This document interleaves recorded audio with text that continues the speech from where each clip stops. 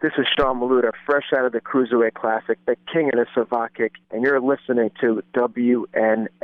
You are now listening to the official Wrestling News Source podcast. For all of your information, go to WrestlingNewsSource.com or check us out on Facebook by searching WrestlingNewsSource.com or WNS Podcast. You can also find us on YouTube, Twitter, Stitcher, and iTunes by searching Wrestling News Source Podcast. Now being broadcast in over 45 countries, here are your hosts, Daniel Herron, Tyler Hebert, and Doug. That's right. What's up, everyone? I am Daniel Herron. I'm Tyler Hebert. Sweet Christmas. I'm Luke Cage. And we'll welcome you to episode 294 of the official podcast for WrestlingNewsSource.com. For all of your information, go to WrestlingNewsSource.com. Check us out on Facebook, WrestlingNewsSource.com. You can find us on Facebook, WNS Podcast, on YouTube, WNS Video, and on iTunes, Wrestling News Source Podcast. I will be getting internet soon. Woo! So,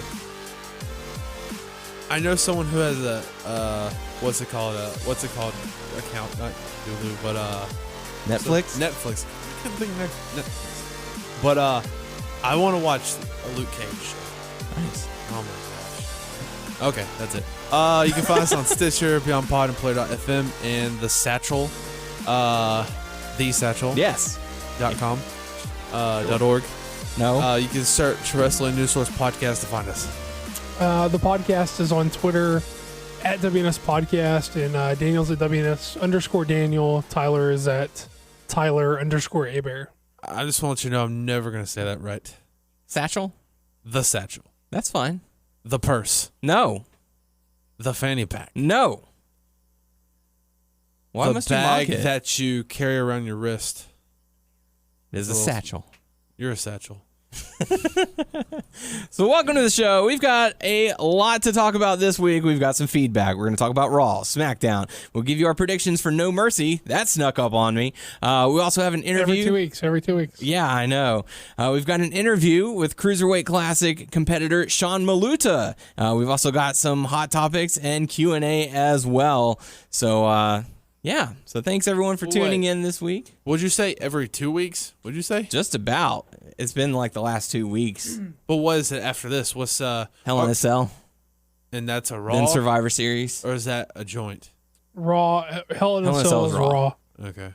Survivor Series will be a joint pay-per-view. Royal Rumble will be joint. The big four are joints. Yeah. Rolling it. So, welcome to the show. How you guys doing? I have a crick in my neck that won't go away. Hanging for in there? a week and a half. Yeah. Damn, that sucks. That does suck. Sorry to hear that. Doug, how are you? Pretty good. Yeah. Same old. Good stuff. Can you fix my crick? No. Damn it. I don't know how. Ready to talk some wrestling this week? Talk Sure. smack. Talk smack. Well, I didn't catch that, but, you know. Oh, that's talking smack. Never mind. I guess we can lead off one of the lingering topics of last week that we thought was going to have a conclusion by Friday, and that's the whole TNA situation, Impact Wrestling. Tits and ass. No. Total nonstop action, sir. So there's rumors, there's speculation, there's confirmations, there's all kinds of crazy stuff. Doug, what have you heard? What do you believe?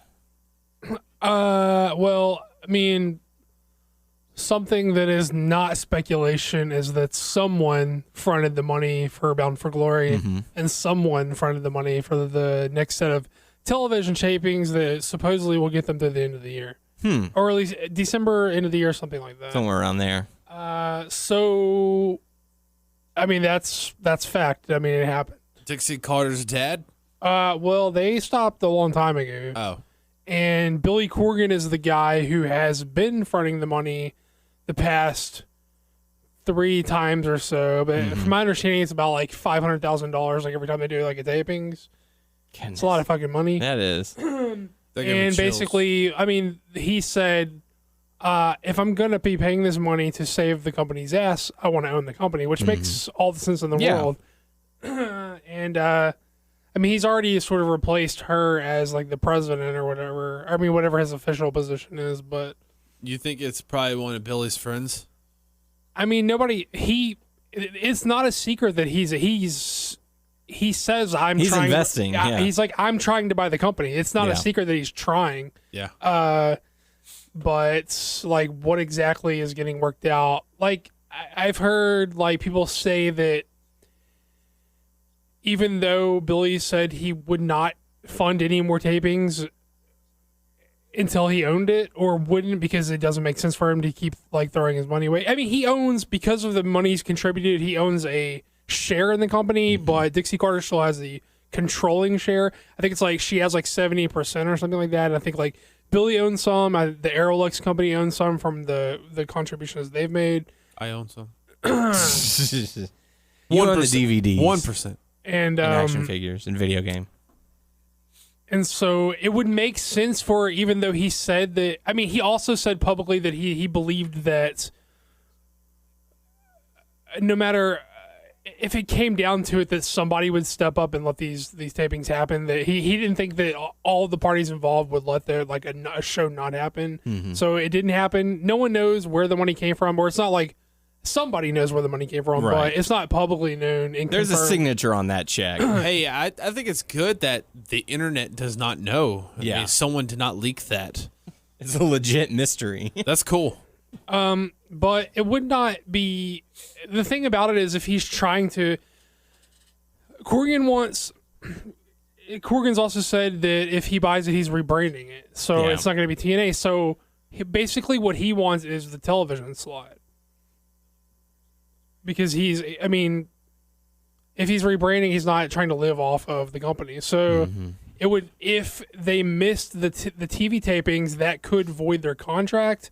And essentially what he would be buying the company for could not exist anymore, because the company could say, well, you didn't fulfill your half of the contract by not having the tapings. We don't have anything to air. So, that voids the contract. Right. So it would make sense if he, even though he said he wouldn't, ponied up again, because if he's close to a deal or still actively pursuing a deal, it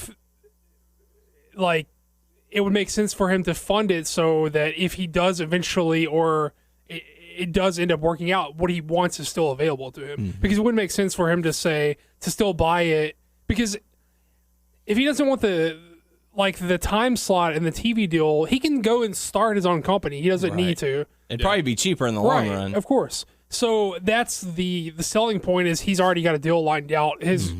So that's, I mean, if he's going to change the name anyway, so if that's not what he's looking for, he can just go start another company. Right. So it would make sense that even if he said that he wasn't, he did, but it's not confirmed, and no one's saying like Billy did it or Dixie did it or out of her own pocket or Aerolux again, which I don't think Aerolux is, the people who did it. So it would make sense for him to do it, but no one's saying that he's done it. And there's talks that there was a confirmation earlier today.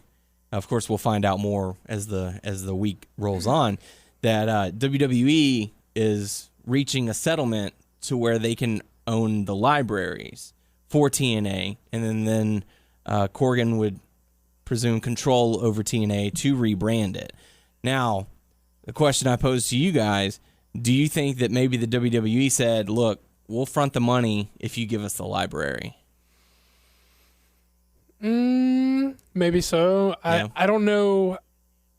I don't know how that works, like business wise, like who that money is. That money I would assume goes to the production company to do whatever. So, like we'll pay for the production, we'll pay for the talent fees, all that, so that they get paid. I don't think they would do that, because that doesn't make sense, because it'd be sort of a bargaining chip. Well, the thing about it is the production company is just getting paid for their service. So that doesn't get TNA out of a bind or whatever necessarily. Well, because we'll say they paid for Bound for Glory to take place, and then, like you mentioned, they're having tapings take place to film for the rest of the year. Well, if WWE just wants the library, they're just going to pay for they still have to pay the production company to produce the show. Right. And then still have to pay for the library. So that's like, they don't care if the company goes on. Vince is just as soon it would die, and he would just buy the library. So I don't believe it was Vince that would buy. it does make sense though that WWE got what they wanted and Corgan's going to get what he wants. Yeah. Hypothetically, if he's the guy who ends up with it, because they get the library, he's not necessarily interested in keeping the TNA library. He wants the time slot and the TV deal, which he still gets. So Vince gets what he wants for what he's willing to pay. Yeah.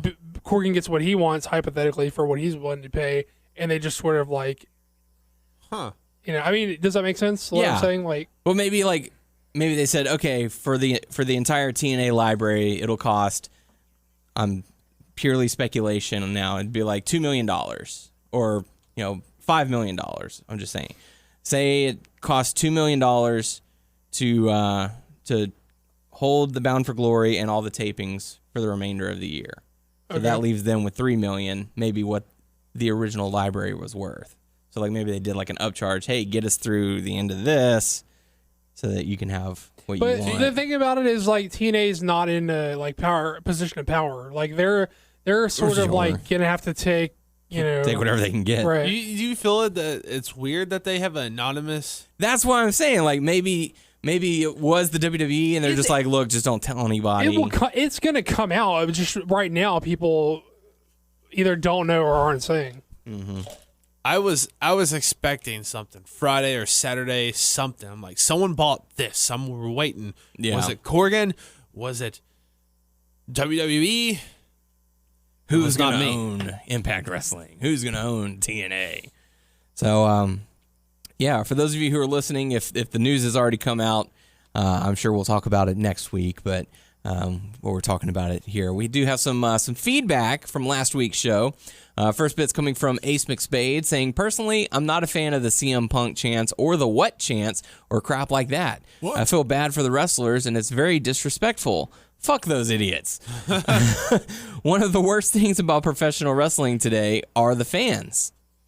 So thanks for the feedback on that. Next bit of feedback we have is from James saying, I don't like random chants that have nothing to do with the match. I like the cruiserweights. And our final bit of feedback, and this goes to Rosewood. We do have your feedback, but there was a question at the end of it, so we saved that for Q&A. Final bit of feedback we have is from Clark saying, another great podcast, guys. I really want to thank you because I listen to your podcast every week. Since I live in the Philippines, I don't have as much access on the product. I'm looking forward to the coming episodes. Keep it up. Oh, thank you. That's rad. Thanks, dude. Listening from the Philippines. All right. Cool. It always amazes me when someone's like, I can't really keep up with the product, but I listen anyway. And it's like that. Always wild to me. I know people are gonna listen to podcasts. Like people are gonna search on iTunes to find stuff. It still just surprised me. We're just like three dudes in Texas. Yeah, sitting in a room. Yeah, we're in the armpit. We're the armpit of Texas. What are we? We're like the some bodily part of the Texas. So I'm like, oh yeah, no one wants to listen to us, and like I know at times. I'm not a country person, but I have a country twang to my voice sometimes. Yeehaw. Twang. But come to Texas, y'all. So I'm like, oh, someone wants to listen to my dumbass talk. So yeah, but we do appreciate you listening and thank you very much. I didn't check iTunes to see if we had a review, but who knows. Let's talk about Raw, I guess. They had the I guess. Roman and Lana kickoff segment, then that turned into a Rusev and Roman brawl. I did chuckle a bit that they missed the music cue for Rusev. Lana was like, I want you to go to hell. I want you to go to hell. Yeah. Oh yeah. When she does certain things, she drops her accent. She does. Yeah. I'm wondering if they're ever gonna have her drop it, similar to Kofi Kingston, where just one day she just stops doing it. I noticed when she was face, she really dropped it. Yeah, but I don't know. Crush. Mm-hmm. Any thoughts on the brawl? I'm not sure the best way to go about setting up a rematch is to have Roman like run through Rusev because he's already beat him, so I don't know why you're not done. Like he sort of like he beat him and then challenged him as the champ, which is sort of a weird dynamic. You're on. It's like yeah, and it's gonna be in the cell. I don't know. It's sort of weird how they laid it out. That way Lana can't get involved. Well, it seemed like Rusev would like jump him from behind or anything, at least like beat him up, and he's like, I want my rematch or whatever. Or that they would make Rusev run away a lot and be like, I want it to where you can't run away. Hell in a Cell. Yeah, I don't know. They sort of they go about setting the matchup weirdly. I don't know. Yeah. How did you feel about the promo that Lana cut on Roman Reigns, and vice versa? I didn't think it was that great. Yeah.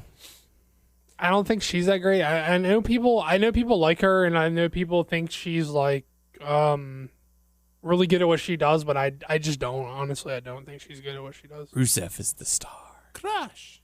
Brian Kendrick and TJ Perkins, non-title matchup.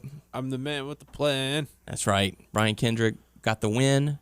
I enjoyed the matchup. I like the match, but even though it's a non-title, I think it's too soon for TJP to be losing cleanly.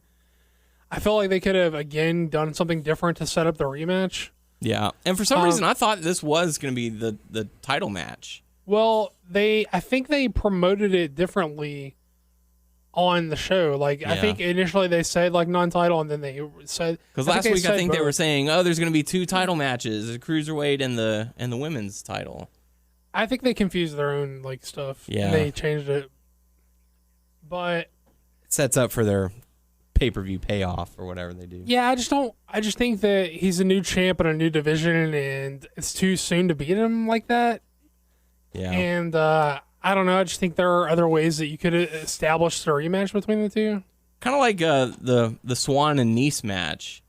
Like, is Nice signed to WWE? That's what I was wondering, because there are some guys who are appearing, which I'm not really clear of the contract status of. Like Gulak is still doing independent dates, so I don't know if he's wrapping up or if he's, working both, which is weird. I don't know. It makes. I can see why they do those sort of deals in NXT, but I don't see how they could do those sort of deals on Raw. Maybe it's like a location. I guess maybe the same way as the local talent. They're like, hey, we want you to be in this matchup. Maybe it's like location based, so if they're in a town where those guys are based out of or can get to, maybe they'll use them in. I don't know. I thought maybe, they're establishing. Obviously, I don't think. Even though Kendrick beat him here, I don't think Kendrick's taking the belt. I don't think they're that stupid. Yeah. But no disrespect to Kendrick, but you just crowned the champ. Right. If you wanted Kendrick to be the champ, he should have won the fucking tournament. Yeah. So no disrespect to Kendrick, he's been really good in this whole thing, but he's not losing. And they are establishing heel, so that's what I'm saying. Like maybe Nice has played the heel, so maybe they're establishing another heel to challenge after the Kendrick stuff.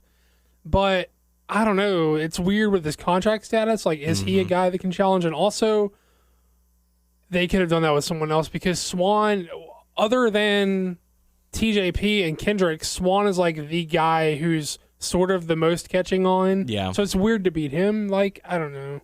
Yeah, because Cedric Alexander wasn't there this week, right? No, he wasn't. I want to know, where's Jack Gallagher? Did he sign? He signed, right? Because he got the video package. Yeah, but they did that. They also did that with Gargano and Ciampa, and they're working NXT. I think they did the package with Gulak too. Well, look, I think we just took that as these are the guys that are coming, and maybe they just meant we're bringing some cruiserweights. Here are some cruiserweights. Yeah. Behold, your 3 cruiserweights and some of the other guys from the Classic. We're gonna sprinkle these other dudes in. Yeah. I don't know, because supposedly Noam Dar is signed, but he hasn't even been on TV. That's crazy. Wait, Dar hasn't had a match, huh? No. Not on TV. But he's supposedly signed to Raw. I don't know. What are they doing? What's happening here? I don't know. The fuck? Man. We got to see Braun Strowman squash another guy and demand better competition. Any thoughts on who the competition might be? Do you have him go up against a smaller guy, or do you throw a large guy, like a Mark Henry or something at him? I'm trying to think who is the established job guy who's a name guy. Curtis Axel? Yeah. Mark Henry? Yeah. That's what I'm saying. Do you go with a small guy, a medium guy, a large guy? I mean, I don't think you like feed him Big Show yet or something like that. I think it would be. Well, I mean, maybe Curtis Axel is the right guy, even though I can't see that happening because I haven't seen him on Raw since the draft. But I mean, Mahal, Darren Young. I don't see like Mahal because they're sort of positioning him as a heel, I guess. Yeah. So the dynamic is wrong. I don't see Mahal. Darren Young. Maybe Darren Young. That might work. Titus O'Neil with his brand. Well, Titus O'Neil's heel too, so that's off. Make it a win. I really like that video that they did. I'm not a sports guy, but I understand that that's like a bunch of sports press cliches. conference. Like, I'm just here so I don't get fined. And Tom. I sort of like that he's like they don't pan back until he's like any questions, and then they pan back. It's only Tom Phillips. How did he go? Hello. What did he say? Hello. If you don't know what we're talking about, there's a WWE.com exclusive that you can find like on YouTube or the website of Titus doing like a press conference after his loss, and he's doing sort of a comedy. Make it a win. He's sort of doing like a shticky, like comedy heel, like sports guy who's like real full of himself, and he was asked about like his loss to Sami Zayn. He's like, no, Sami Zayn didn't beat Titus O'Neil. Titus O'Neil beat Titus O'Neil, and all this. I don't know. Titus screwed Titus. It's only like a minute and a half. I'd say it's definitely worth your minute and a half if you want to go look for it. For comedic sake, go watch it. Man, Jericho is on a roll right now. The promo that he and Kevin Owens had with New Day going back and forth, I was cracking up laughing. I thought he was really good, but there was one thing, I can't think of what it was now, but there was one thing that he said that I had a problem with, but I can't remember. Was it where he made the mention of, well, I haven't even asked for a title opportunity yet or something? Oh, no. That stuff I didn't have a problem with. It was something, I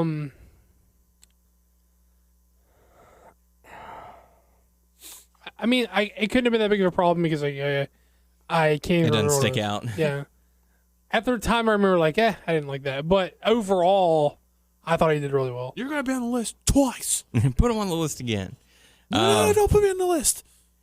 I did chuckle quite a bit at the jumping the shark back and forth. It was like, oh, come on. We wouldn't jump the shark. We don't swim. And when was the last time you jumped over anything? When they said that, the fucking that came out of them was fucking epic. It was great. I loved it. Even later on, the Jericho interaction with Ashton Kutcher and Danny Masterson, whenever he went around the camera to finish the id, like it was just great. He was good. So enjoyable. They were really bad. He was good, but they were really bad. And I like that 70s show a lot. I used to be like a big fan of it. I watched it all the time, and I like those guys on it, but goddamn, they were really bad on commentary and they were really bad on here. And you know what? If I could like hop into a time machine and go back in time and stop that 70s show from ever being created, just so I didn't have to sit through this. Now, even having that extreme, that even having loved that 70s show as a vehicle for all those people who are doing other things now, if I could go back in time and stop it just so I didn't have to sit through this Raw shit, I might consider doing that. Damn. But then Ashton and Mila wouldn't end up together and have kids. Whatever. I didn't even know they were together. Yeah, and they got kids. I thought he was with Demi Moore. He was, but he wanted kids. She had kids, huh? She did, but they weren't his. Oh. They were Bruce Willis's. I mean, I know that, but... Yeah. And he wanted kids. So, there was that. Sami Zayn, we did talk a little bit about Titus O'Neil. Sami Zayn got the win over that in like 3 minutes. Glad to see him get the win. It was just really fast. I don't know. He made it a win, Yeah, he took a page out of Titus O'Neil's book, and he made it a win. Gallows and Anderson defeated Golden Truth in about 3 minutes. I sort of loved how they were they tried to do this whole they're so dominant. They're the most dominant tag team.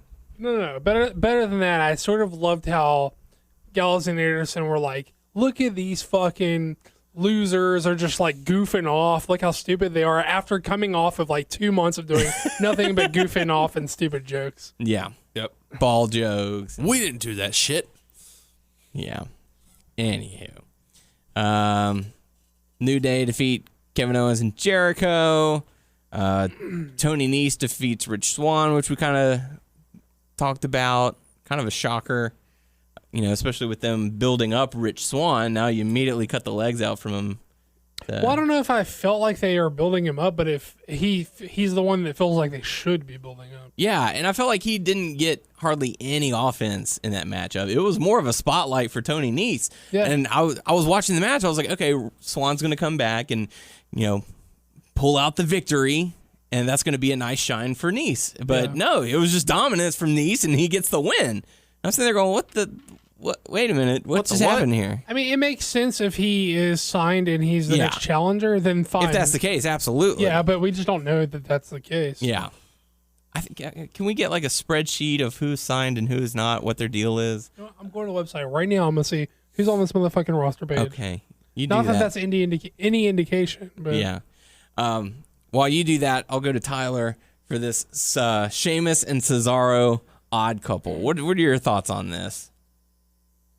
I know it sounds bad, but I'm kind of meh with it. Yeah. Like I like them, but their matches is what I'm meh about. It's their interactions outside the ring that I'm absolutely loving. Yeah. The pulling in the car and they're like, oh, you got us lost. They're like, well, you're the one not listening to me giving directions and get my bags. Oh, I'll get your bag and just chunk it down. Like that part, just their constant bickering and hopping in front of one another. And even when they're walking down the hall, Cesaro like ducks out of the way and jumps in front of him. And he's, oh, you clever. Whoa, come again. Which part do you like and which part do you not like? I like the interactions outside the ring. Their matches against the local talents or whatever to see if they gel. I'm like, whatever. I mean, I get it. They're trying to say, hey, I'm the star of this tag team, but they're also having interactions where they're protecting one another. I get that, and I like that, but I don't know. Okay, I like their interactions outside. I'm complete more. opposite. I'm fine with the ring work guy. I think the whole like odd couple. Yeah, it's like.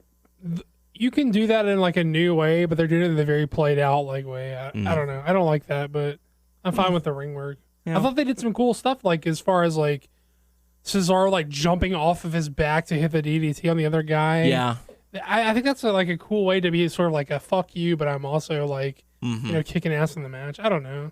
And also I did like the I disagree because I think they're doing some like unique like we don't get along stuff like because Sheamus did the. When the guy was trying to roll up Cesaro or pull him from behind, Sheamus went out and grabbed his hand, and he was like helping him. He's like, "Fuck you, don't help me. I got this." And like, I don't know. It's sort of, I thought they had a little bit of an interesting spin on the at least the ring stuff. Yeah. I think the outside the ring stuff sort of played out in my opinion. Well, I guess we just differ on that. Here, I'll read you the guys from the Cruiserweight division that are on the roster page. Okay, this is what we need to know. Take it with a grain of salt because the Rock is on the roster page. So. He's there all the time. So, he's never leaving. So whatever remember? That's worth. Okay, I gotta scroll through them all because they're not separated. But okay, Kendrick, Cedric Alexander, Drew Gulak. Interesting. Gulak Cole, not Gulak. Grand Metalik. Which we haven't seen him in 2 weeks. Well, he's wrapping up his dates in Mexico. Ah, that makes sense. But he's there. He's signed for sure. Gotcha. Awesome. Lince Dorado. And that's Noam Dar. Rich Swann. Can you handle this? TJ Perkins. Can you handle this? Tony Nese is on the roster page. So maybe he signed. That's all. Okay. So Gargano and Ciampa are not on there. Nah, I think Gallagher is not on there. No. That makes me sad. Maybe we'll see him on NXT or something, but Although I know, Ciampa and Gargano are doing the Dusty Classic. Well, even like Swan is in the Dusty Classic and stuff, but you know what? Gallagher is not in the Dusty Classic either. You figured they could have put him I really thought they would pick him up. Because he was, I mean, his very first match, he was over as hell with that crowd. I mean, maybe they offered him a deal and he didn't take it. I mean, like... It's possible. I mean, Ibushi didn't accept. They offered Ibushi a deal he didn't accept. They offered... And he actually came out and spoke about that. Did you see that article? He spoke about it a couple of times now, where he's happy to do the shots in the tournaments and stuff, but he's not gonna accept the full-time deal there. He's got too much that he wants to do in Japan. Which I think that's actually pretty cool. As long as the WWE will have him, he'd be like, yeah, I'm open to working with you guys. Right. I just don't want to do it on a full-time basis. Same thing with Zack Sabre Jr. They offered him a deal. I believe they offered him a deal too, and he didn't take it. So maybe Gallagher was offered and didn't take, because maybe. I mean, I don't have any. I think Lindsay Dorado's fine. I don't have any problems with him. But as far as like guys in the tournament, I mean, Gallagher did as well as him. So why would they offer a guy like Lindsay a deal and not offer a guy like Gallagher a deal? Doesn't make a lot of sense. Maybe it's a visa issue. Well, although he came over for. I don't know how visas work. Maybe he could get a short-term visa, and maybe he's working on a long-term visa. I'm looking at Jack Gallagher's wiki page, and it says he's an English professional wrestler, mixed martial artist, currently signed to WWE under the ring name Jack Gallagher, and performs on the Raw brand. Well, you can't go by wiki. That's true, for too. Sure. But I'm not saying he's not signed. We just haven't seen him. Yeah. And I don't know why they wouldn't be using him for like the Dusty, unless they have like a specific way they intend to introduce him. Mm-hmm. Which is actually a good thing if they do have like a specific way that they want to bring him in, and not just here are a bunch of cruiserweights and this guy is one of them. I don't know. Yeah, I mean, I'm scrolling through his Twitter page right now to see if there's any posts on it. There was a fan who made a sign that says, "If Jack Gallagher no shows, we lose our stiff upper lips." Made me chuckle. Yeah, I don't know. We'll see. We'll see what he has going for him down the road. But that is a talent that I would love to see. So not technically. Well, no, never mind. The main event of Raw, Sasha Banks going up against Charlotte, women's title on the line. Dana Brooke gets taken out before the matchup after she taunts Bayley. I thought that was pretty well done. I thought so too. It was a nice touch, and yeah, it was a good way to get her out. And I know Charlotte's gonna probably put the blame on her. Like, that's what happens, when you're not there for me. Well, it makes Bayley look like an upper dog, but not just an underdog that's gonna just like take shit off of people, which I thought is a good way. And honestly, I don't know that they're going that way. I thought they were setting up like a Bayley Dana feud. Yeah, that's what I thought. I mean, not in that moment, but they're going forward. I could see that being the feud. Like in that moment, the expressed purpose was Dana Brooke wasn't going to interfere in the match. Right. But I could see that being Dana Brooke and Bayley going forward are going to feud. Yeah. So what did you guys think about that matchup? I thought it was a little sloppy, but not in a way that bothered me. Yeah. Sometimes slop can like add to the feel, and at worst doesn't subtract from the feel, you know. But I don't know. I mean, I thought it was pretty good. I was surprised that she won it on Raw. Again. Because I think the pay-per-view's in Boston, which is her hometown. So when is that? 2 weeks from now. Yeah. I mean, 2 weeks from this weekend, I assume. Yeah. They seem to be spaced 2 weeks apart. Something like that, yeah. Then hopefully we'll get a break for a while, until Survivor Series at least. I don't know what they have after that, but goodness. I think TLC is like the end of the year, because whenever I was looking for Rumble date tickets things, I think they had TLC listed for. I forget. I think it was a Texas. I think TLC's in like Dallas this year, which is weird because it was in Houston last. Was it Houston last year? Not last year. The year before. Yeah, year or two, somewhere around there.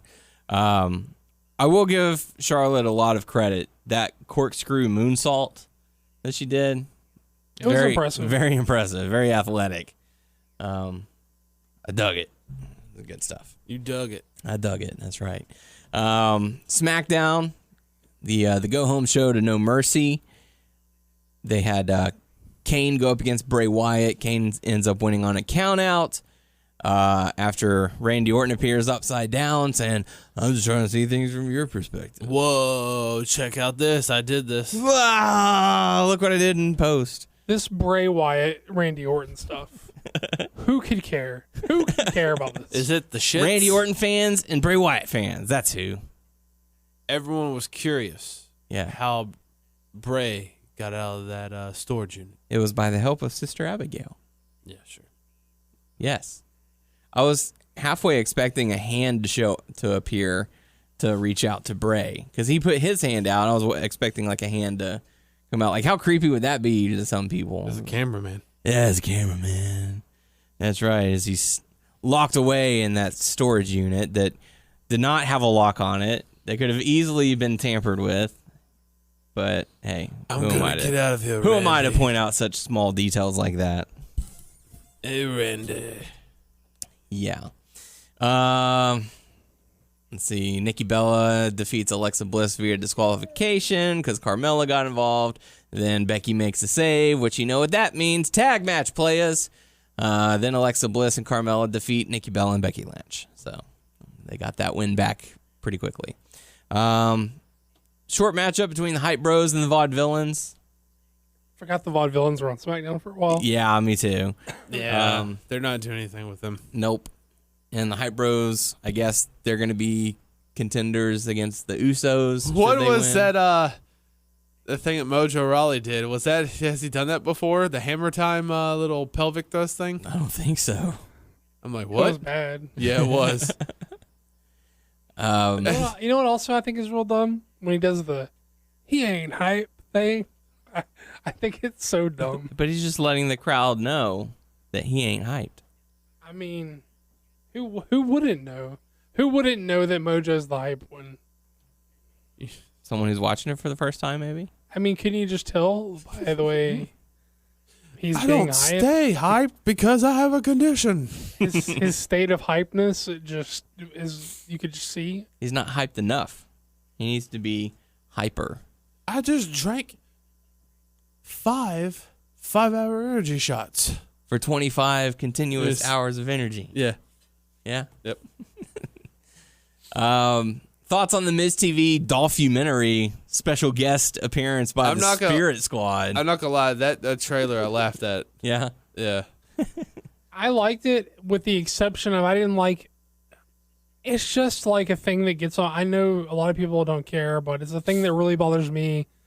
I didn't like the I can only get 2 of them because the rest got lost on the way back to OVW. I don't like the idea of him saying like this is a thing where we have a developmental system where these guys didn't seem to work out, so they sent them back down. Like NXT is different because it's they treat it like it's like a separate company. Yeah. So it's like if someone comes or goes to NXT, it's like they're going there to compete, but OVW. You're going there to train. Especially the way that he presented it here was like you are being demoted because you're not a good professional wrestler. I don't know. I didn't like that part, but the overall, I sort of liked it. I kind of hope they stick around as like Mrs. Lackeys. Yeah. I don't think so, just because I don't think they are either. But Kenny might. They had a but- backstage segment. Charlie Caruso was trying to get a hold of them, and they were on a cart leaving. She's like, "Oh no, they're leaving as fast as they came here." And, like on a golf cart. yep. What's the dude? Not Dykstra. What's the other dude's name? Mikey. Mikey looked like he put. Mikey looked like he put on a little weight. Yeah. Listen. I'm the last guy who should be talking about another dude putting on a little weight. Well, but I'm just from saying, his earlier days to Yeah. now, there is a visible Also, change. Sure. Kenny Dykstra looks freaking skinny.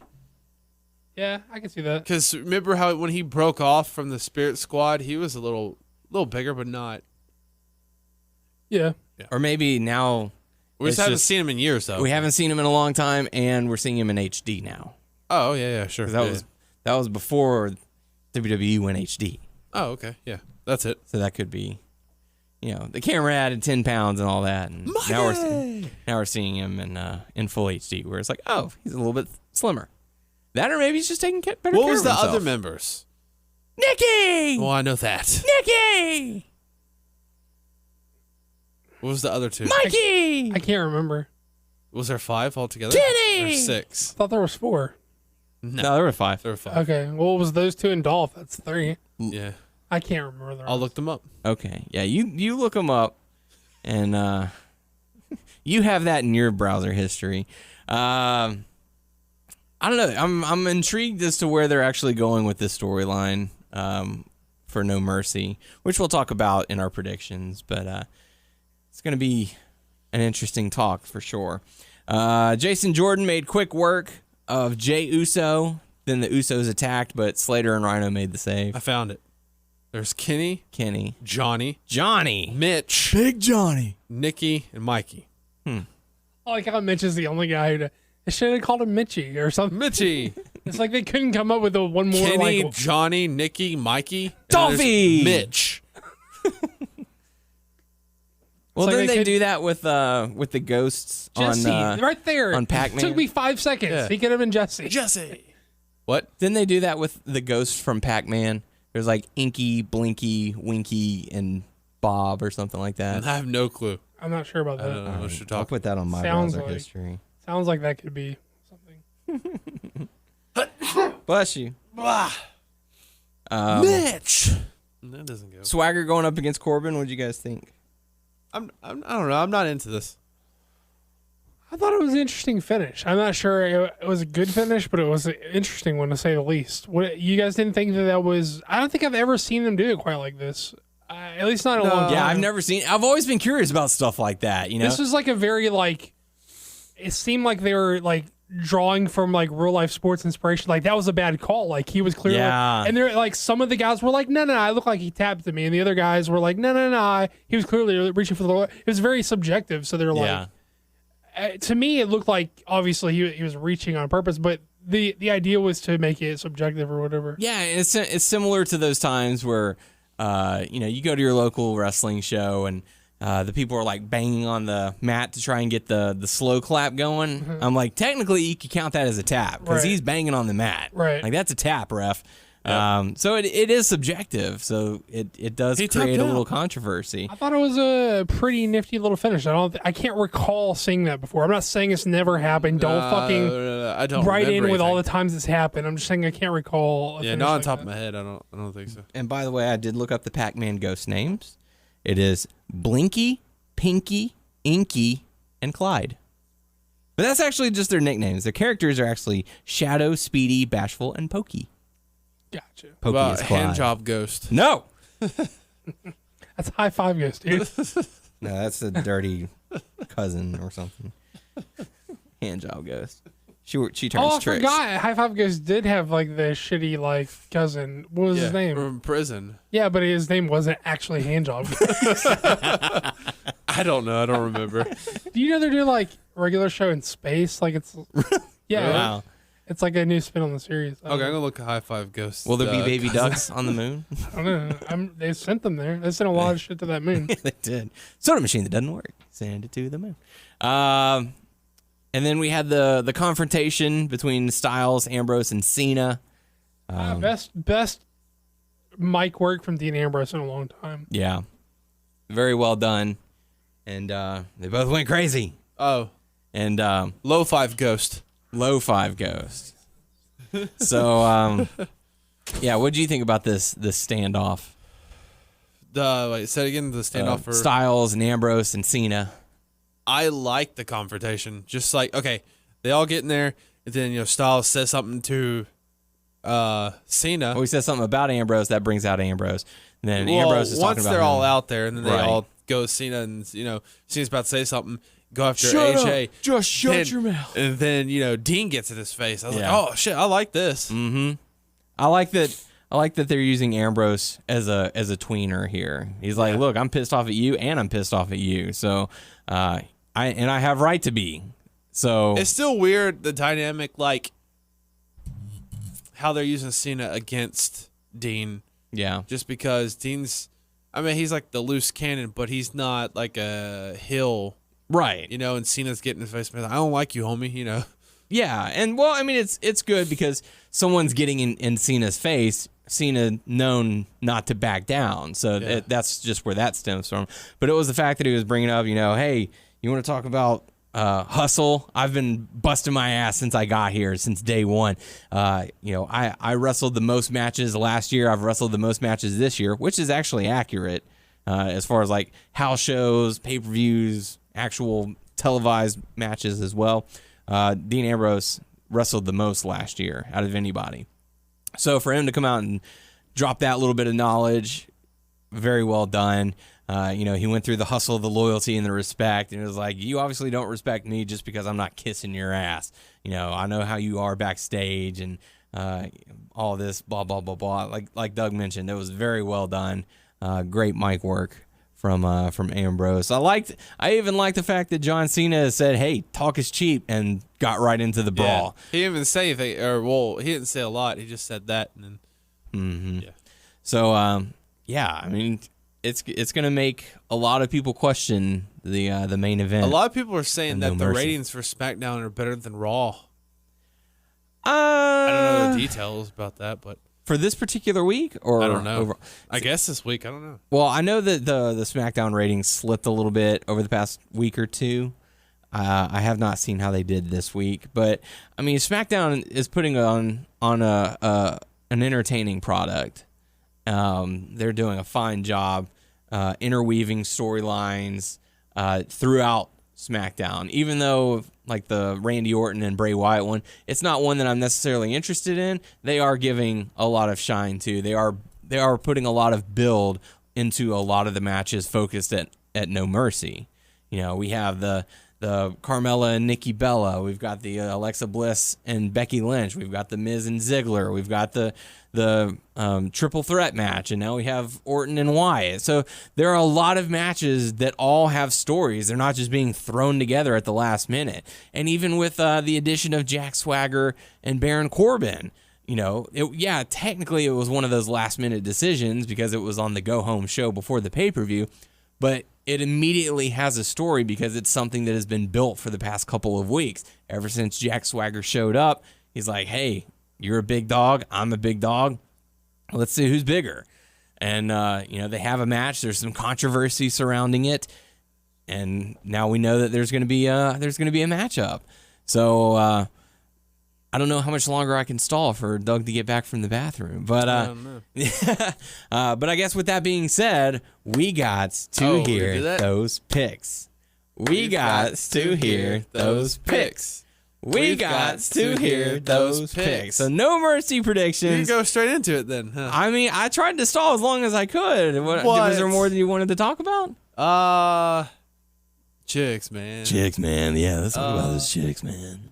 What else is going on? What kind of chickens do you like? I don't know. Oh. Kind of a hen fan myself. Oh, yeah. Shit. So, No Mercy taking place. But how are we going to know his picks? He's going to come back in and tell us. That's how it works. Yeah, but are we going to be ready? Or we're going to go through the matches and then he's going to come back and tell us this? I mean, we could. No. Or do you want to like interrupt the show and have our interview with Sean Maluta? Let's do that. Okay. So, so we'll do that.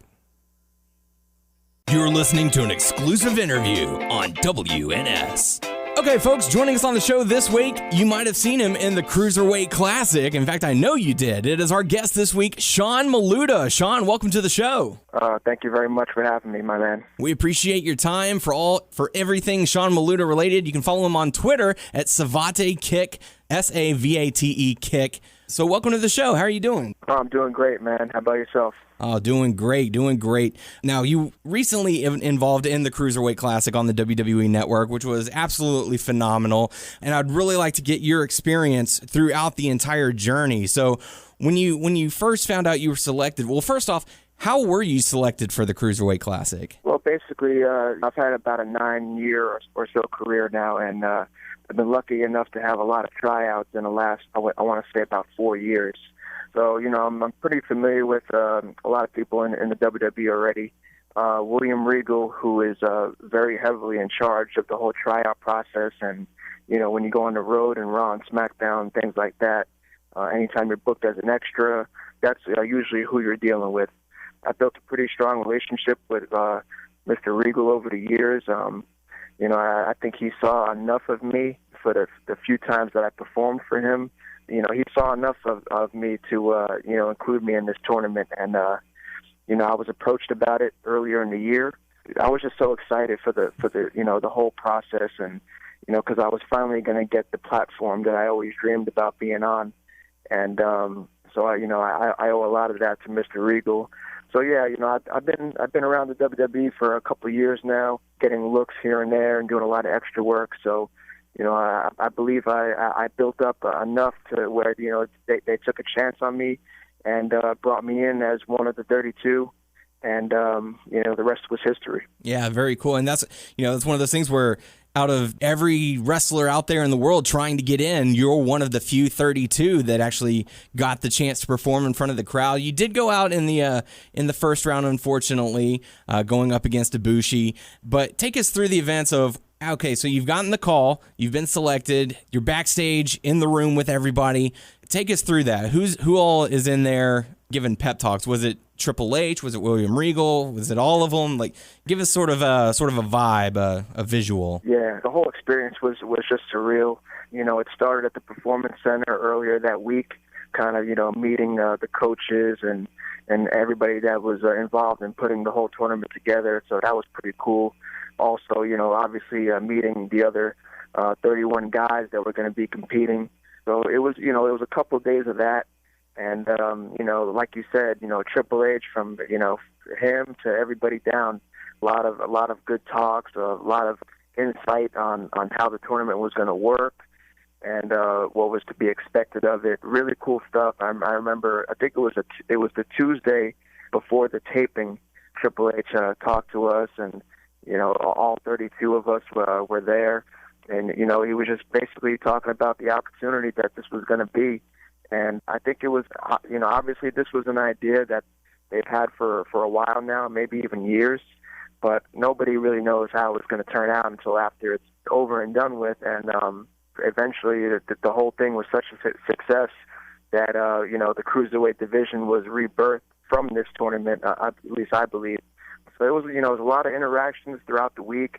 I could just remember that Thursday was the day of the first round of taping. And man, it was just, a lot of excitement, a lot of nerves. I was just so excited to finally reach this moment, my first official match performing in the WWE ring. It's all I ever dreamed about. It's all I ever wanted. And I was just lucky that it happened on something so prestigious as this Cruiserweight Classic. Very cool. And one of the things that I personally really enjoyed about the Cruiserweight Classic was the different vibe that they gave off before, during, and even after the matchup, where they had the handshakes, the raising of the hand after the matchup with both guys standing there, just a all-around different vibe. They even had video packages for every member of the Classic. When they got to you, did you want your heritage to be brought up, or did you want it to be more of a, no, this is me doing my own thing? I don't really have a problem with it. I'm very proud of my family and the heritage that I come from. A lot of guys that you see on TV today, like Roman and the Usos, I spent time as a kid with them, mm-hmm. And so I knew it was going to be brought up. I had no problem with that at all. Ever since I got into this business, I always wanted to control my own performance, and I always wanted to be looked at as, I just want to be judged as as my own person, and just judge me on my performance out there. So the whole family ties, that's cool too. Mm-hmm. I really didn't have a problem with how anything was presented. I thought everything was great. The little stories the rest of the competitors were telling. It was great insight of, what it took for all of us to get here. And, my family was a big part of that. My Uncle Alpha, I could talk days about, he's like a father to me. So I've been around him my whole life. He's my mentor. And, he's the reason why I'm doing what I'm doing today, and the reason why I've had so many great opportunities in the past. So, the whole family thing was cool. It was, it was pretty much inevitable that they were going to mention that. at the end of the day, no matter who your family is, you got to go out there and produce. You got to go out there and perform, and put on the show that that people expect from you. And that's all I try to do. Very cool. At what age did you decide that you wanted to be a wrestler? Now, obviously, growing up, being in that particular family, the Samoan dynasty, of course, it's around you regardless of what you want to be. But at what point did you say, yeah, that's something I'd like to do? You probably hear a lot of guys say that this was their dream and wrestling was it for them. That couldn't be any truer for me. It seems like I've been around training centers and indie events my whole life, and I had to be in the state of Pennsylvania. I had to be legally 14 years old to start training seriously. So I already knew years prior that's what I was going to do. I did some things here and there when I was a kid. I played Little League baseball for a couple of years, and the bigger thing than that was I spent 7 years training Taekwondo, karate, and martial arts, which I think kind of contributed to my athletic background. But at the end of the day, wrestling was going to be it for me. I just had to wait till I was of age to start that whole process. And I lived in New York at the time, and I would make the commute to Pennsylvania, where the Wild Samoan Training Center was located at the time, and it actually still is. It's run by Sam Moo up there, and it's run by my Uncle Alpha down here in Florida. So at 14 years old, I was more than ready to be in there and ready to go. And again, the Pennsylvania laws, you had to be 14 to start training, and then you had to be 18 to start, working on shows and different events and things like that. So, I just stuck to the process and stuck to the plan. And WXW is my home promotion. That's the company that my uncle owns. So that was pretty much where I got my first knack of experience. Very cool. A lot of fans growing up, they say that one particular moment made them become a wrestling fan. For a lot of the now becoming older generation, it was the smashing of the coconut by Roddy Piper over Superfly Jimmy Snuka. Yeah. But obviously, now that the newer generation is getting younger and younger, what was the moment for you that you were a wrestling fan, if you can recall? I don't think it was just one moment. I've been so blessed to have a lot of opportunities, even as a baby and a kid growing up. Like, for example, my Uncle Alpha, when he was a manager for the Head Shrinkers back in '92, '93, years like that. I'm like 4 or 5 years old at that point. He was actually able to take me on the road with him for a little bit, and I got to experience some of the first Raws ever. So I got to meet, all my heroes and idols at a very young age. Guys like Shawn Michaels and Mr. Perfect. I got pictures with all those guys. As a baby almost. So I think all that kind of contributed to just expanding my love for the business. I mentioned just always constantly being around training centers and rolling around and. I wanted to be one of the boys before I was one of the boys. It was just my thing, man. And a lot of time growing up, I was one of those kids. I had to VHS tape everything. It was pretty much it was the only dream that I ever had. It was almost like an obsession, and that's why it's so humbling to finally achieve some success this year. But at the end of the day, a lot of my childhood contributed to what I'm doing now. Right on. Going back into the Classic, you fell in the first round going up against Kota Ibushi. How was it working against Ibushi? Oh, unbelievable. Kota Ibushi, so much respect for him. I've been telling everybody if he's not one of the best in the world, he is the best in the world. That's how highly I think of that guy. He has a style that's very appealing to me. Like, when I'm out here studying and trying to learn, which I still do today, he has that style that I love to watch. That it's like a perfect mix of striking and high flying, and that's what I try to bring to the table too. Ibushi is just he's so smooth. He's so finesse. He brings so much finesse to the game. I already knew about his reputation before he was going to be competing in this tournament.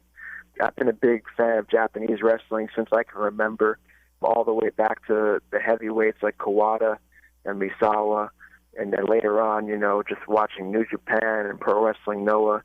I just always loved Japanese wrestling, and that's why it was a huge honor to work with a guy like that. And it made it even that much more special that it was my first match ever in the WWE ring, and here I am against a lot of people's favorite to win the tournament. Mm-hmm. So the whole experience was just great. Kota's a great guy.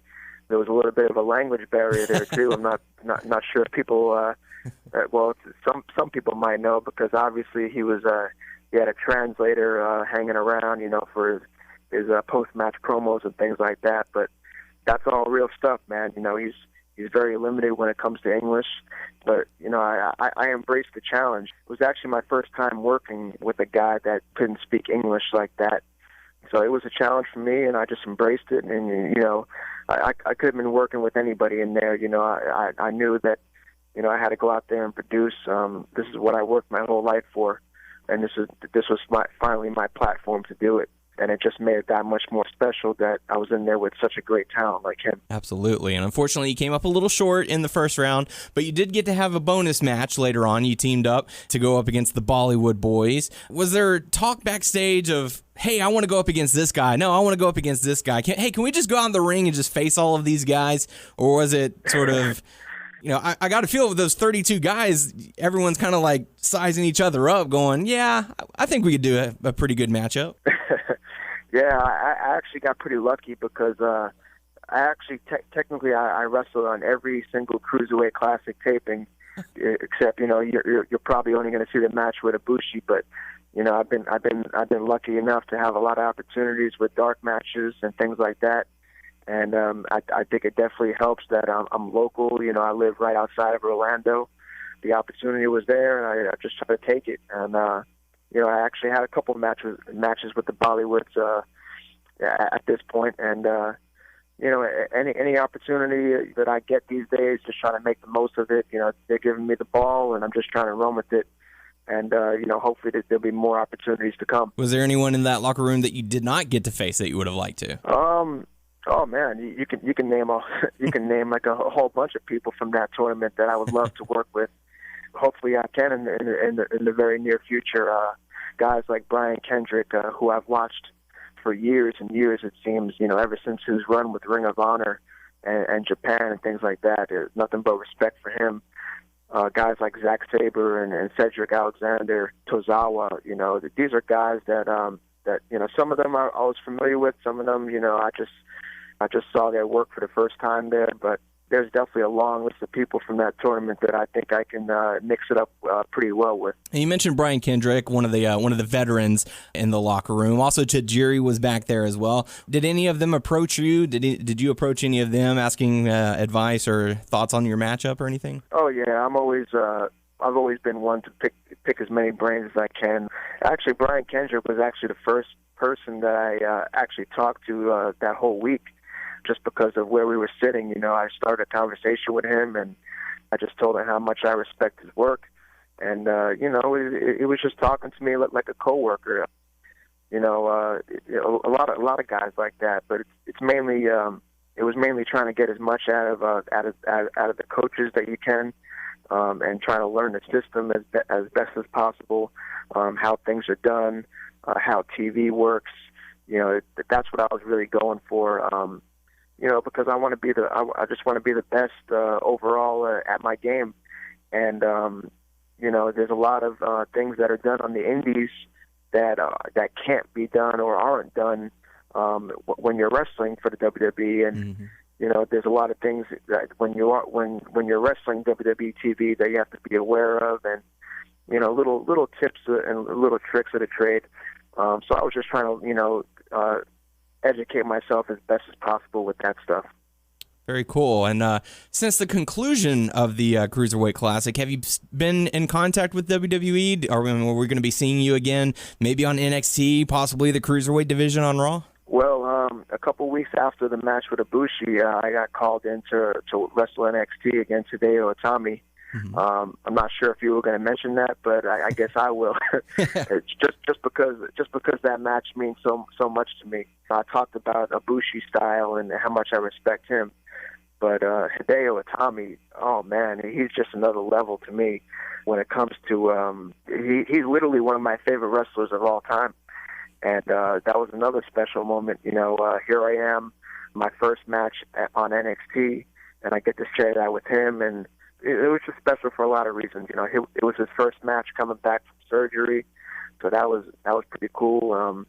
I was one of the first guys from the Cruiserweight Classic that got eliminated that was later seen on TV, so that was pretty cool. It's just opportunity is a big word, and you never know what's going to happen in the near future. Right now there hasn't been any talks.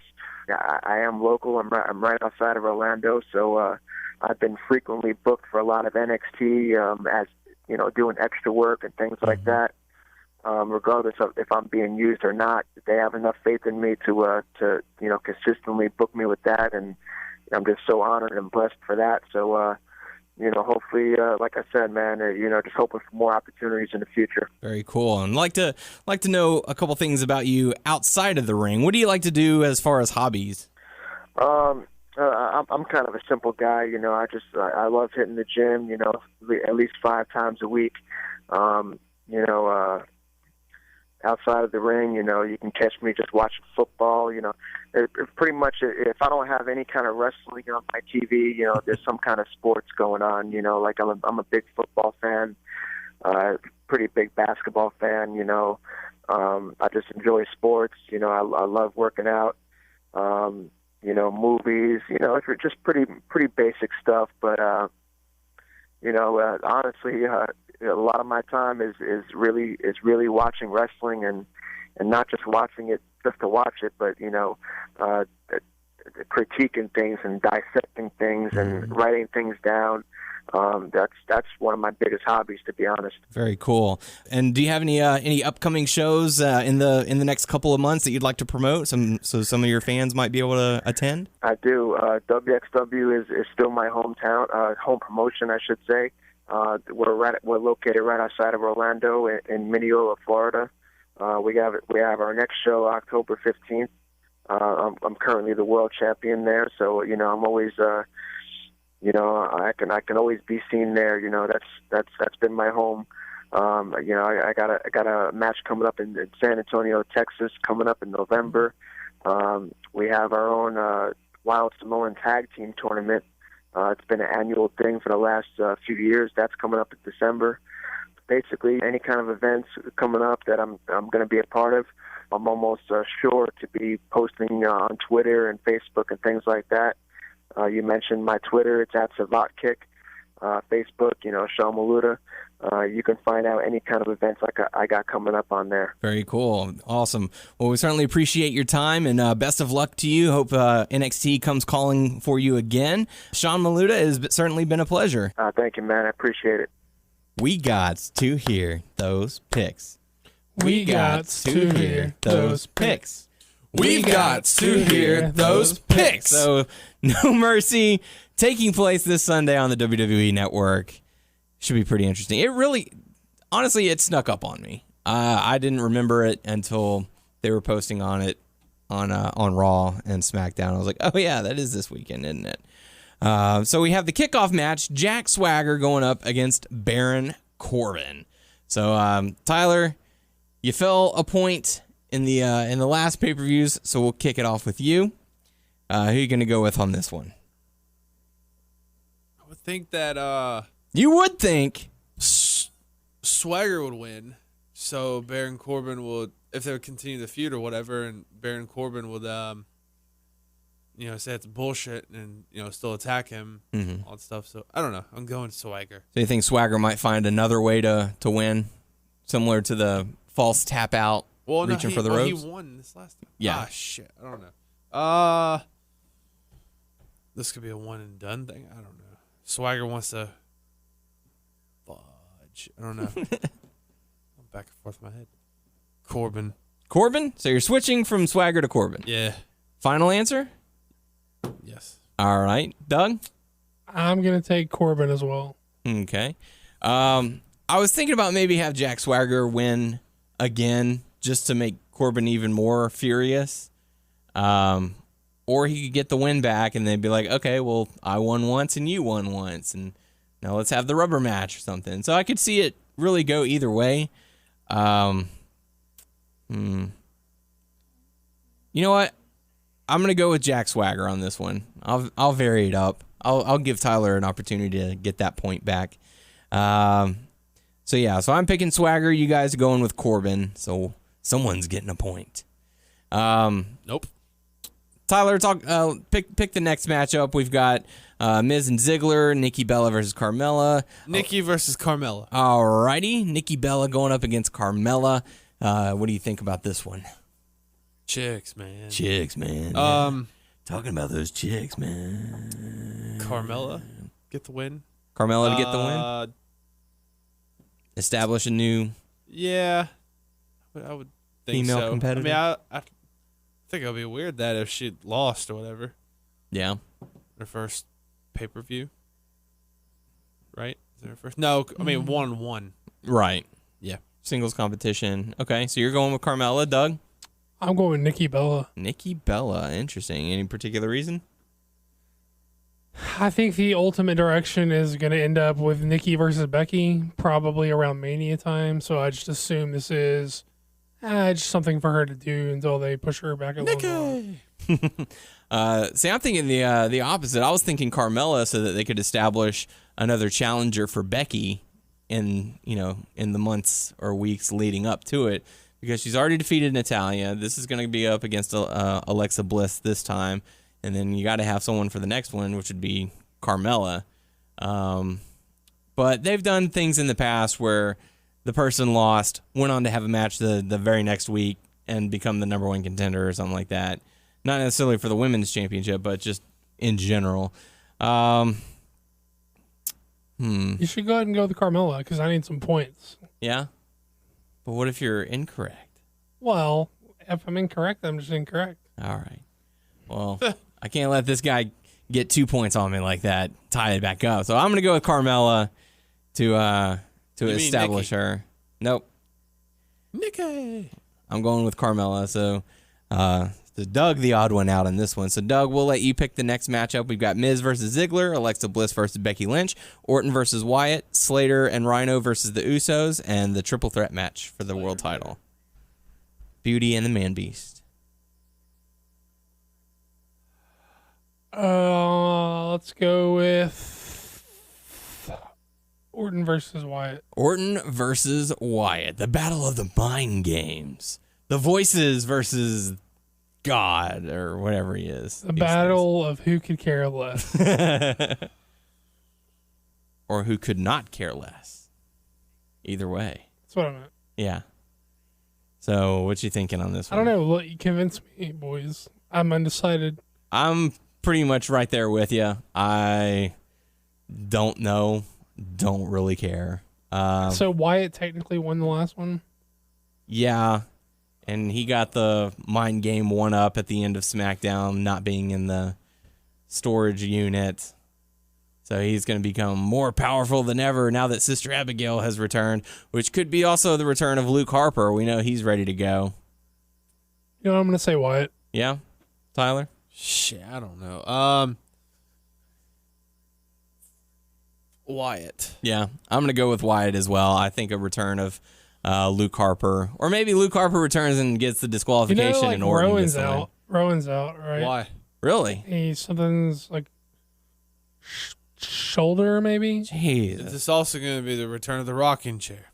That is correct. After Orton threw it against the storage unit. Let's talk about Alexa Bliss against Becky Lynch for the SmackDown Women's title. I think this will be a nice opportunity for Alexa Bliss to establish herself, but she's not getting the win. I'm going with Becky Lynch to retain. Sure. Becky Lynch. Becky Lynch for you as well? I think they're going to work hard and they're going to try to let Alexa look like a credible contender, but like you said, Becky's going to retain. All right, so unanimous picking Becky Lynch. Tyler, there's 3 matches remaining. There's the Miz and Ziggler career versus title. There's the Slater and Rhino versus the Usos for the tag titles, and triple threat for the world title. Miz versus Dolph Ziggler, career versus title. I don't know if is his contract up or anything, or is it just... Well, there was Ric Flair on his podcast, and, take this for what it's worth.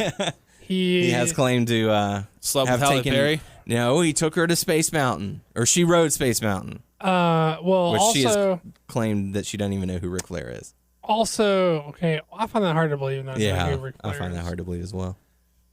It's like saying you don't know who Johnny Depp is. Sure. He's up there. Or Noah. Woo. So Flair said on his podcast that WWE has been trying to get Ziggler to transition to like an agent role backstage. So, but who knows? Like his daughter still works for the company, and so at the very least he's on like talking terms with him. So that could just be like something they wanted him to put out there. I don't know. Who knows if it's true or not? Yeah. I don't know. I'm gonna pick Ziggler. Ziggler to win? Yeah.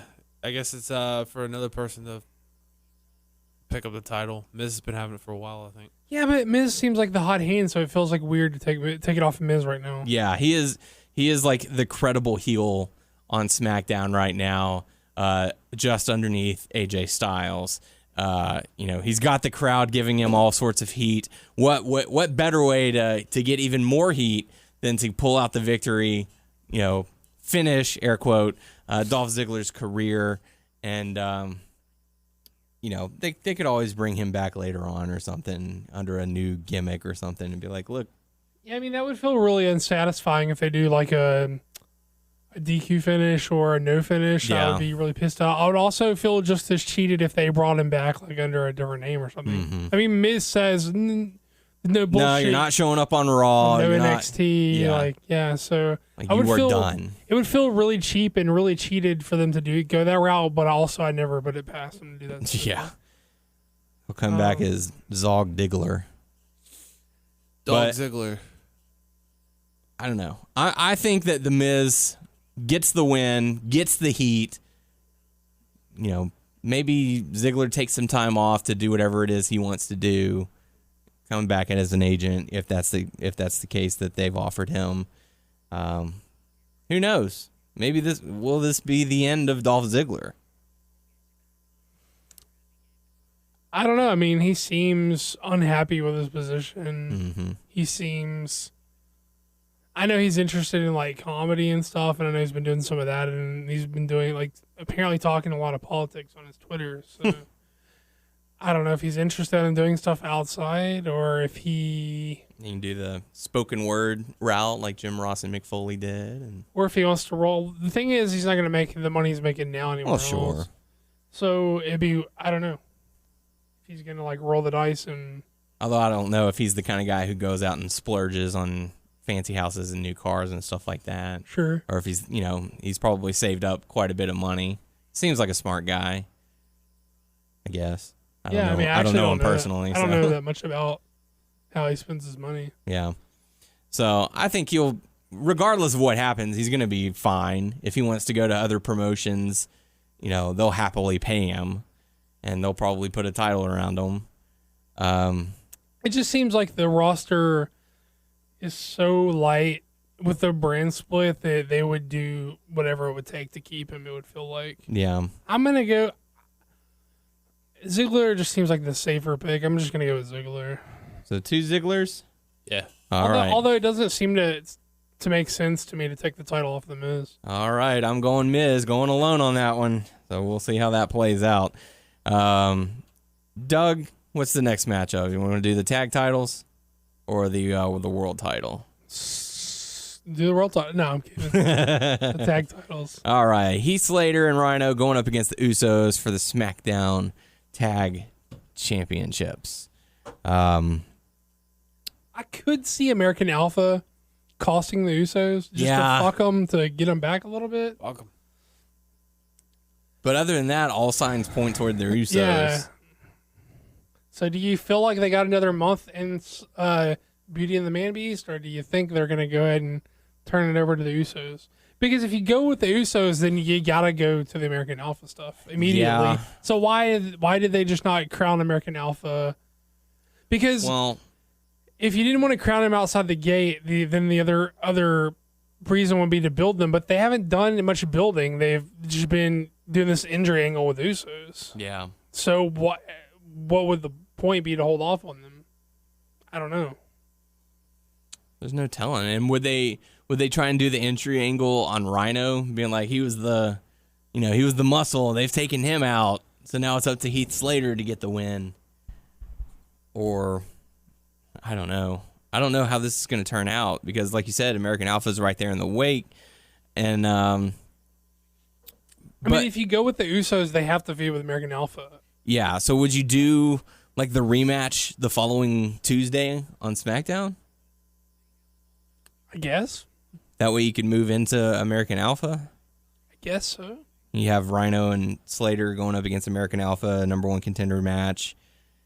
Face Usos at the next pay-per-view, Survivor Series. I mean, in all honesty,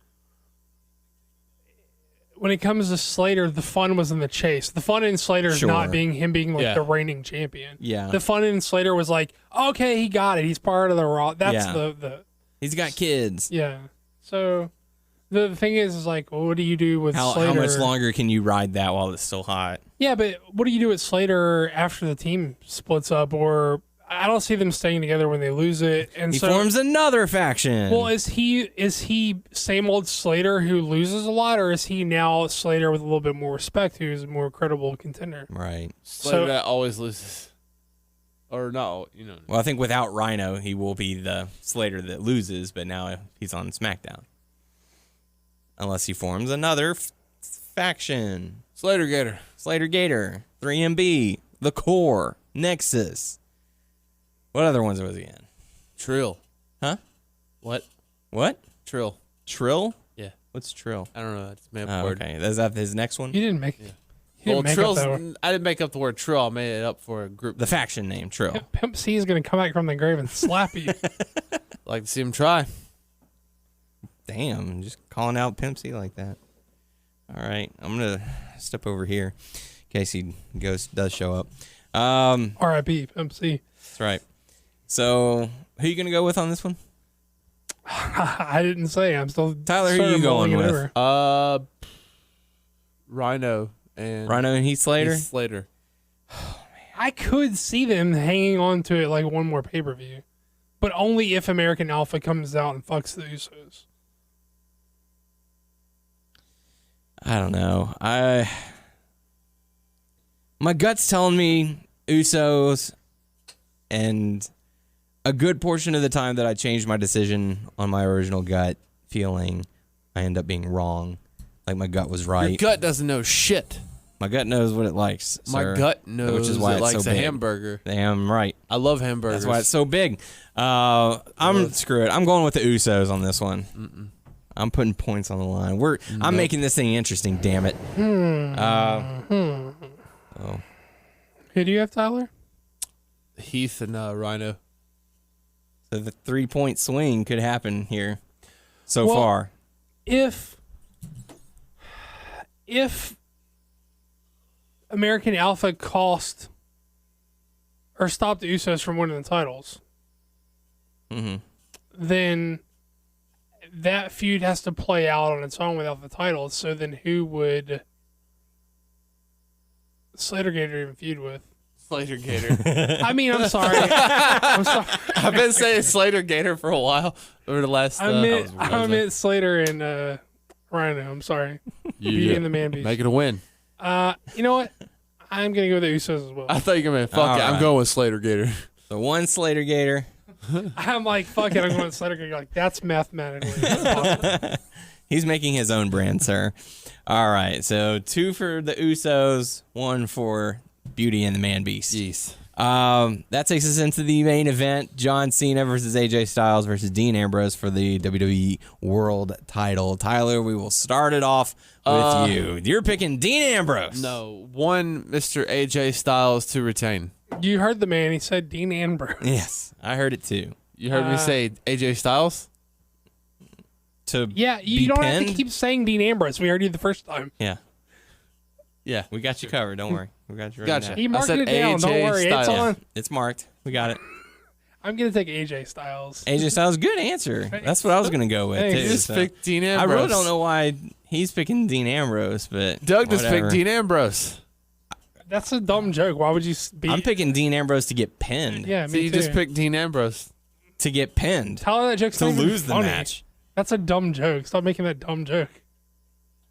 God. Motherfucker. Then you set up John Cena versus Dean Ambrose, #1 contender match, and then be AJ versus Styles at SummerSlam. Maybe have that match again. I don't know who AJ feuds with. I don't either. Because it seems like they're going Dean Cena.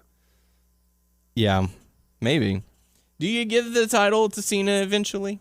Give him that 16th title reign? Yes, but not on the show. It has to be a bigger show. You don't do it on like WrestleMania a kind of B, thing? yeah, or at least a big four. You don't do it on the B show, baby. Yeah. You know what? Maybe Orton is winning, and then Orton is the challenger to AJ Styles.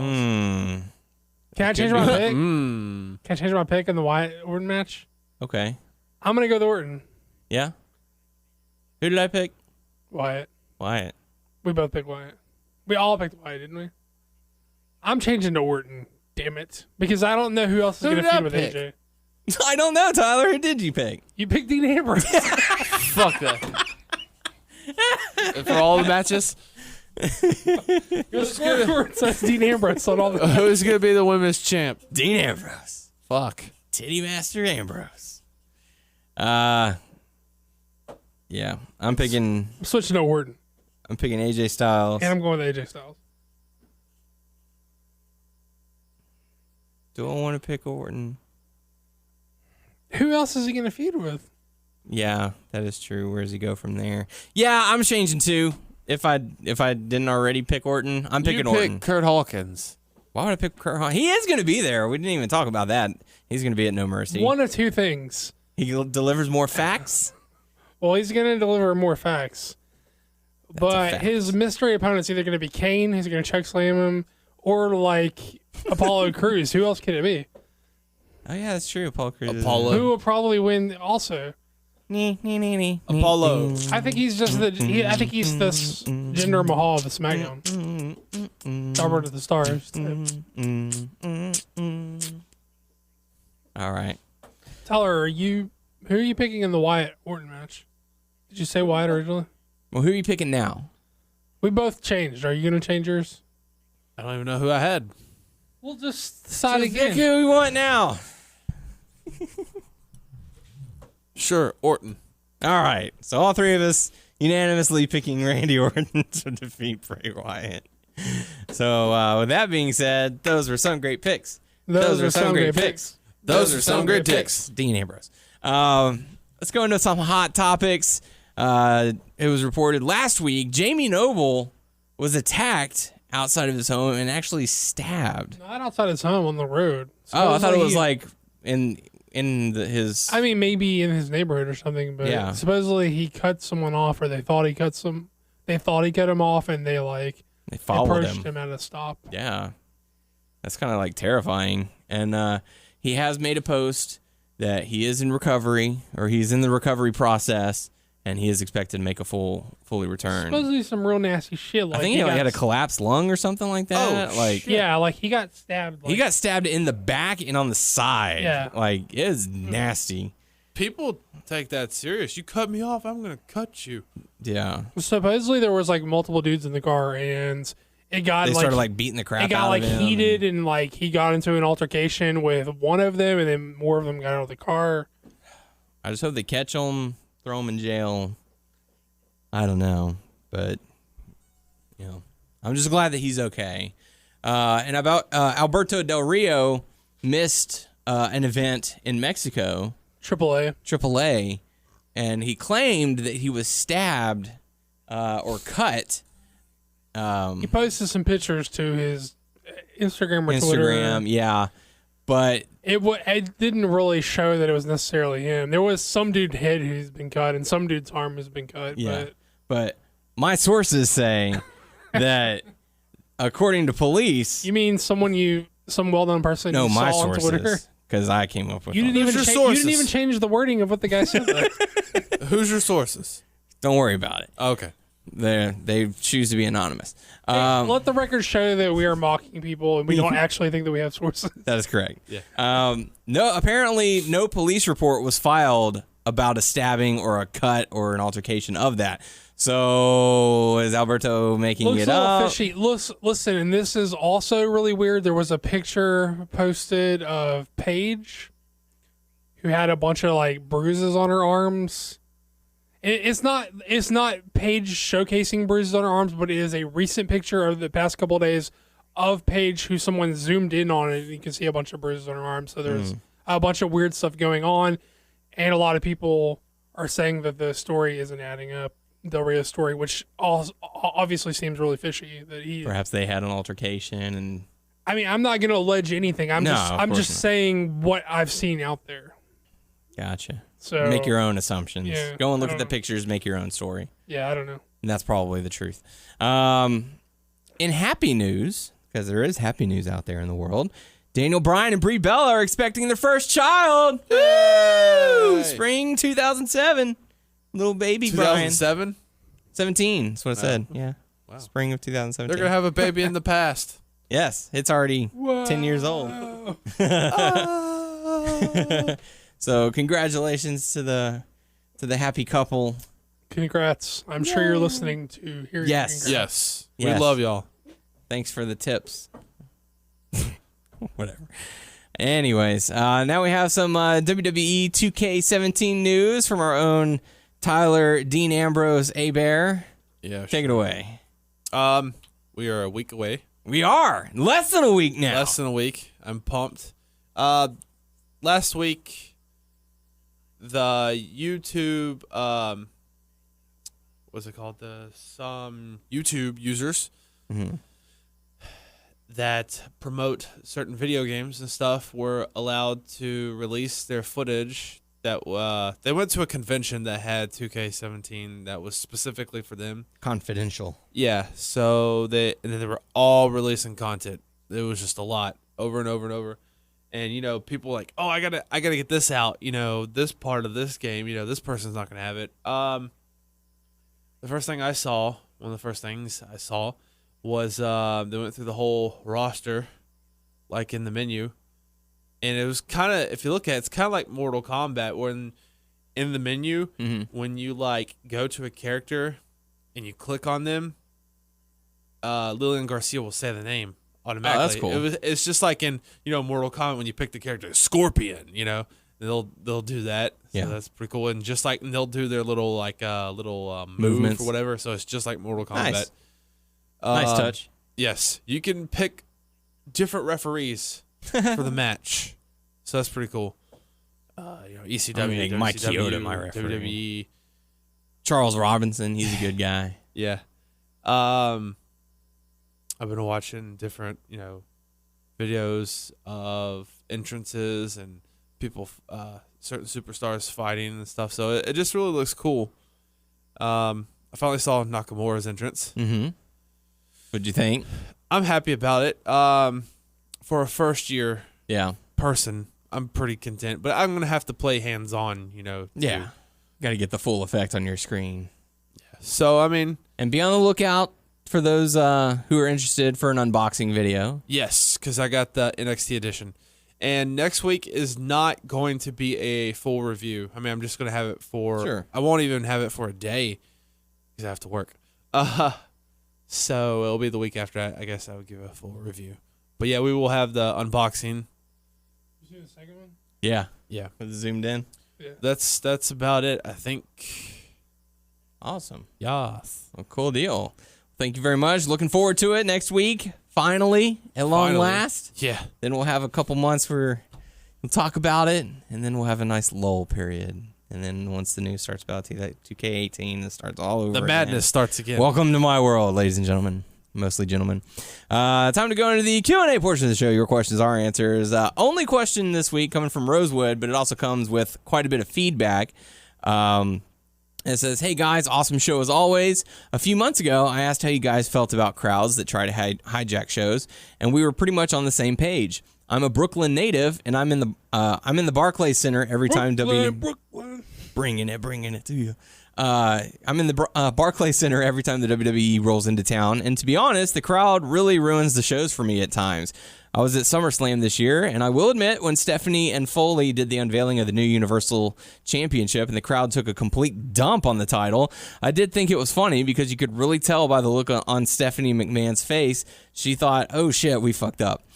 In my opinion, I think the belt design was a bit lazy, and I didn't really like it and was hoping for something new, but it didn't bother me to the point where I would lose focus on the match and join a bunch of morons to chant my displeasure about a belt. That was just ridiculous, and I really hate that my hometown will be known as the crowd that kind of ruined the first ever Universal Championship match. As far as CM Punk chants, the only time I think they are funny, is when Stephanie or Triple H are cutting a long, boring authority promo, or when Vince McMahon stumbled on his words in Chicago at this year's Payback pay-per-view when the crowd buried him in CM Punk chants. The only reason that it makes me chuckle is because we know the history between Punk and the McMahons because of the Cult podcast. I hate when crowds try to hijack and try to be the star of the show with stupid chants, chanting, "You can't wrestle" at Roman. It's just stupid. Like, he clearly can wrestle, just shut up. He is the next John Cena in the company's eyes.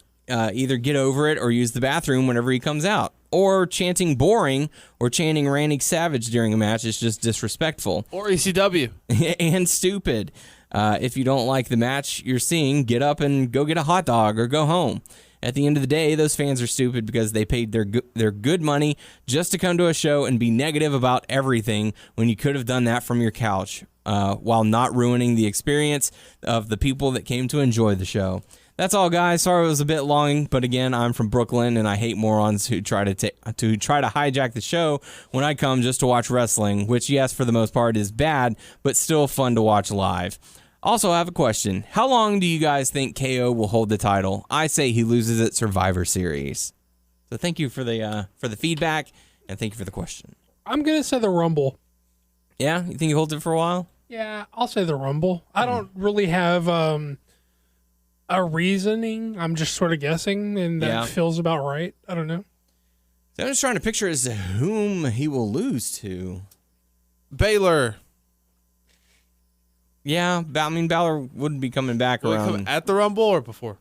I don't expect him to win the Rumble. Yeah. Oh, okay. Yeah.